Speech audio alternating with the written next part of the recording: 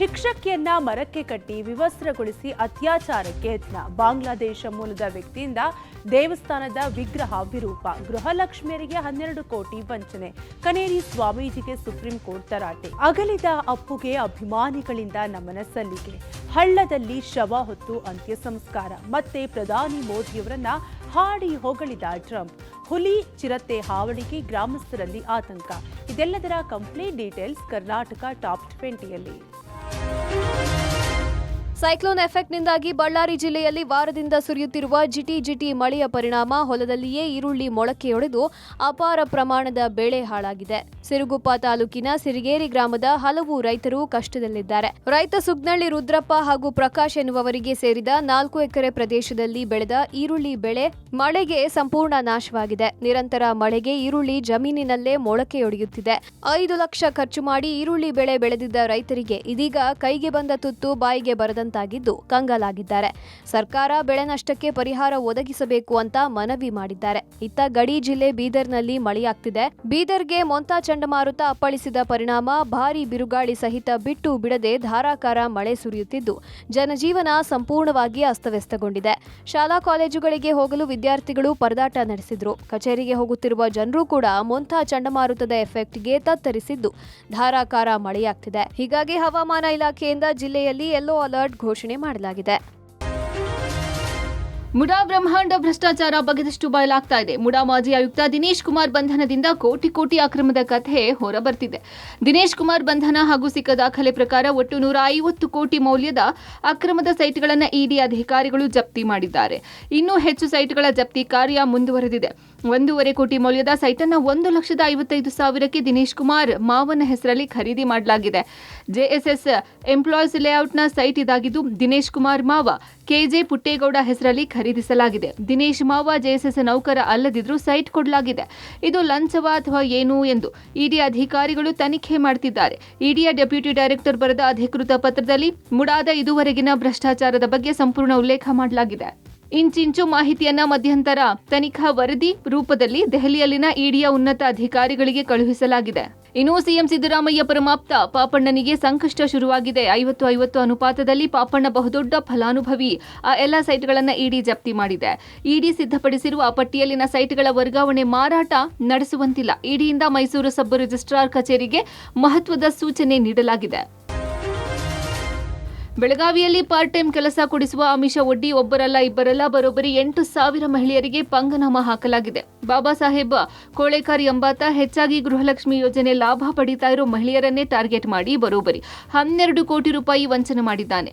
Loose ಅಗರಬತ್ತಿ ತಯಾರಿಸುವ part time ಕೆಲಸ ಕೊಡಿಸ್ತೀನಿ ಅಂತ ನಂಬಿಸಿ ಮಹಿಳೆಯರಿಗೆ ಟೋಪಿ ಹಾಕಿದ್ದಾನೆ. ಮೊದಲಿಗೆ ಐಡಿ ಕಾರ್ಡ್ ಮಾಡೋಕೆ ಮಹಿಳೆಯರಿಂದ 2,500 ರೂಪಾಯಿ ವಸೂಲಿ ಮಾಡಿದ್ದಾನೆ. ಒಂದು ಐಡಿ ಕಾರ್ಡ್ಗೆ 20 ದಿನಕ್ಕೆ 3,000 ಹಣ ಕೊಡ್ತೀವಿ ಅಂತ ನಂಬಿಸಿದ್ದಾನೆ. ಹಣದಾಸೆಗೆ ಬಿದ್ದ ಮಹಿಳೆಯರು 20ರಿಂದ 30ರವರೆಗೆ ಐಡಿ ಕಾರ್ಡ್ ಮಾಡಿಸಿದ್ದಾರೆ. ಇದೇ ರೀತಿ ಓರ್ವ ಮಹಿಳೆ 75,000ದಿಂದ ಹೆಚ್ಚಿನ ಹಣ ಕಳೆದುಕೊಂಡಿದ್ದಾರೆ. 20 ದಿನಕ್ಕೆ 3,000, ದಿನಕ್ಕೆ 150 ರೂಪಾಯಿ ಕೊಡೋದಾಗಿ ಹೇಳಿ ವಂಚಿಸಿದ್ದಾನೆ. ಈಗ ನಮಗೆ ಸೂಕ್ತ ನ್ಯಾಯ ಕೊಡಿಸಬೇಕು ಅಂತ ಮಹಿಳೆಯರು ಪೊಲೀಸ್ ಠಾಣೆ ಮೆಟ್ಟಿಲೇರಿದ್ದಾರೆ. ಪ್ರಕರಣದ ಪತ್ತೆಗೆ ವಿಶೇಷ ತಂಡ ರಚನೆ ಮಾಡಿರುವುದಾಗಿ ನಗರ ಪೊಲೀಸ್ ಆಯುಕ್ತ ಭೂಷಣ್ ಬೋರಸೆ ಹೇಳಿದ್ದಾರೆ. ವಿಜಯಪುರ ಜಿಲ್ಲೆಗೆ ಪ್ರವೇಶ ನಿರ್ಬಂಧಕ್ಕೆ ಸಂಬಂಧಿಸಿದಂತೆ ಹೈಕೋರ್ಟ್ ಆದೇಶವನ್ನು ಪ್ರಶ್ನಿಸಿ ಕನ್ನೇರಿ ಕಾಡಸಿದ್ದೇಶ್ವರ ಸ್ವಾಮೀಜಿ ಸಲ್ಲಿಸಿದ್ದ ಮೇಲ್ಮನವಿಯನ್ನ ಸುಪ್ರೀಂ ಕೋರ್ಟ್ ವಜಾಗೊಳಿಸಿದೆ. ವಿಚಾರಣೆ ವೇಳೆ ನ್ಯಾಯಪೀಠ ಸ್ವಾಮೀಜಿಯನ್ನ ತೀವ್ರ ತರಾಟೆಗೆ ತೆಗೆದುಕೊಂಡಿದೆ.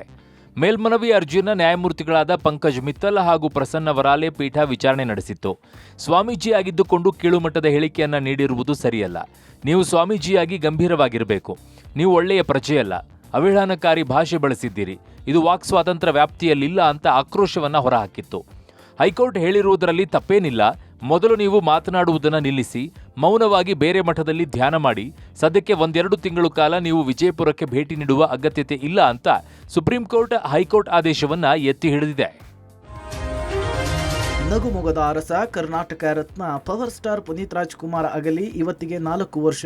ಅಗಲಿದ ಅಪ್ಪುಗೆ ಅಭಿಮಾನಿಗಳಿಂದ ಕುಟುಂಬಸ್ಥರಿಂದ ಕಂಠೀರವ ಸ್ಟುಡಿಯೋದಲ್ಲಿ ನಮನ ಸಲ್ಲಿಸಲಾಗಿದೆ. ಪತ್ನಿ ಅಶ್ವಿನಿ, ಶಿವಣ್ಣ ಸೇರಿದಂತೆ ದೊಡ್ಡಮನೆ ಕುಟುಂಬದವರು ಅಪ್ಪು ಸಮಾಧಿಗೆ ಪೂಜೆ ಸಲ್ಲಿಸಿದ್ದಾರೆ. ಕಂಠೀರವ ಸ್ಟುಡಿಯೋದಕ್ಕೆ ಪತ್ನಿ ಅಶ್ವಿನಿ, ಪುನೀತ್ ರಾಜ್ಕುಮಾರ್, ಶಿವರಾಜ್ ಕುಮಾರ್, ರಾಘಣ್ಣ ದಂಪತಿ, ಯುವರಾಜ್ ಕುಮಾರ್, ವಿನಯ್ ರಾಜ್ಕುಮಾರ್ ಸೇರಿದಂತೆ ಕುಟುಂಬಸ್ಥರು ಆಗಮಿಸಿ ಅಪ್ಪುಗೆ ಇಷ್ಟವಾದ ತಿನಿಸುಗಳನ್ನ ಇಟ್ಟು ಪೂಜೆ ನೆರವೇರಿಸಿದ್ದಾರೆ. ಪುನೀತ್ ಸಮಾಧಿಗೆ ಬಿಳಿ ಗುಲಾಬಿ ಹೂಗಳಿಂದ ಅಲಂಕಾರ ಮಾಡಲಾಗಿದೆ. ಮಾಡಲಾಗಿತ್ತು. ಇವತ್ತು ಇಡೀ ದಿನ ಕಂಠೀರವ ಸ್ಟುಡಿಯೋದಲ್ಲಿ ಅನ್ನ ಸಂತರ್ಪಣೆ ಹಾಗೂ ರಕ್ತದಾನ, ನೇತ್ರದಾನ ಶಿಬಿರಗಳನ್ನು ಅಭಿಮಾನಿಗಳು ಹಮ್ಮಿಕೊಂಡಿದ್ರು. ಈ ವೇಳೆ ರಾಜ್ಯದ ಮೂಲೆ ಮೂಲೆಗಳಿಂದ ಬಂದ ಅಭಿಮಾನಿಗಳು ಅಪ್ಪು ಪುಣ್ಯಸ್ಮರಣೆಯಲ್ಲಿ ಭಾಗಿಯಾದರು. ಕಂಠೀರವ ಸ್ಟುಡಿಯೋದಲ್ಲಿ ಪೂಜೆ ವೇಳೆ ಅಭಿಮಾನಿಗಳು ಅಪ್ಪು ಅಪ್ಪು ಅಂತ ಜೈಕಾರ ಹಾಕಿ ಕೈಯಲ್ಲಿ ರೋಸ್ ಹಿಡಿದು ಆಗಮಿಸಿದ್ರು. ಇನ್ನು ಯುವರಾಜ್ ಕುಮಾರ್ರನ್ನ ನೋಡಿ ಜೂನಿಯರ್ ಪವರ್ ಸ್ಟಾರ್ಗೆ ಜೈ ಅಂತ ಹೇಳಿ ಜೈಕಾರ ಹಾಕಿದ್ರು. ಅಪ್ಪು ಸಮಾಧಿಗೆ ಪೂಜೆ ಸಲ್ಲಿಸಿದ ಬಳಿಕ ಕುಟುಂಬಸ್ಥರು ಪಾರ್ವತಮ್ಮ ಹಾಗೂ ಡಾಕ್ಟರ್ ರಾಜ್ಕುಮಾರ್ ಸಮಾಧಿಗೂ ಕೂಡ ಪೂಜೆ ಸಲ್ಲಿಸಿದ್ರು. ಪ್ರಧಾನಿ ಮೋದಿ ಅದ್ಭುತ ವ್ಯಕ್ತಿ. ಅವರ ಬಗ್ಗೆ ನನಗೆ ಅಪಾರವಾದಂಥ ಗೌರವವಿದೆ. ಭಾರತ ಮತ್ತು ಅಮೆರಿಕ ಶೀಘ್ರದಲ್ಲೇ ವ್ಯಾಪಾರ ಒಪ್ಪಂದ ಮಾಡಿಕೊಳ್ಳಲಿವೆ ಅಂತ ಅಮೆರಿಕ ಅಧ್ಯಕ್ಷ ಡೊನಾಲ್ಡ್ ಟ್ರಂಪ್ ಹೇಳಿದ್ದಾರೆ. ದಕ್ಷಿಣ ಕೊರಿಯಾದ ಜಿಯೋಂಗ್ಜಿನಲ್ಲಿ ನಡೆದಂತಹ ಎಪಿಇಸಿ ಸಿಇಒಗಳ ಭೋಜನ ಕೂಟದಲ್ಲಿ ಮಾತನಾಡಿದ ಟ್ರಂಪ್, ನಾನು ಭಾರತದೊಂದಿಗೆ ವ್ಯಾಪಾರ ಒಪ್ಪಂದ ಮಾಡಿಕೊಳ್ಳುತ್ತಿದ್ದೇನೆ. ಪ್ರಧಾನಿ ಮೋದಿ ಅವರ ಬಗ್ಗೆ ನನಗೆ ಅಪಾರವಾದಂಥ ಗೌರವ ಮತ್ತು ಪ್ರೀತಿ ಇದೆ. ನಮಗೆ ಉತ್ತಮ ಸಂಬಂಧವಿದೆ. ಅದೇ ರೀತಿ ಪಾಕಿಸ್ತಾನದ ಪ್ರಧಾನಿ ಒಬ್ಬ ಉತ್ತಮ ವ್ಯಕ್ತಿ.